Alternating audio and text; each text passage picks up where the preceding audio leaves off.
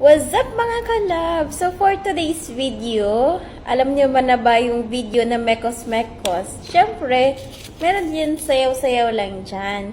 Pero ewan ko ba bakit sinabihan ako dati na bakit nag-mekos-mekos ka?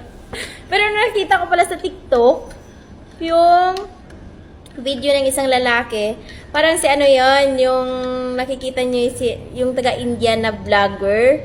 Yan yung nagpauso nun ng mekos. Kasi sa India pala ay ano lang yan. Parang pa-mex lang yan. Pa-mekos, ganon. Pa-slow mo ka lang. Oh, by the way, kape tayo. Huwag ka na mag-mekos-mekos ba? Baka may stress ka lang. Kape para... Gusto ko talaga yung kape, yung 3-in-1.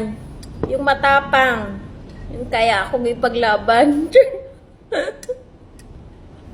Ganon. Dapat ganon. Ha? Piliin mo yung tao ipaglaban ka kahit tanga-tanga ka na.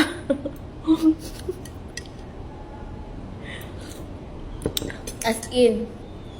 Nakakomfort talaga ako. As in, parang nasatisfied ako sa kape na to. 3-in-1. Dati hindi naman talaga ako nagkakape. Pero may classmate talaga ako dati na nagkakape ng ganito. So, lagi ko siyang sinasabayan nun. Hanggang napaborit ko na lang ito. Paborit.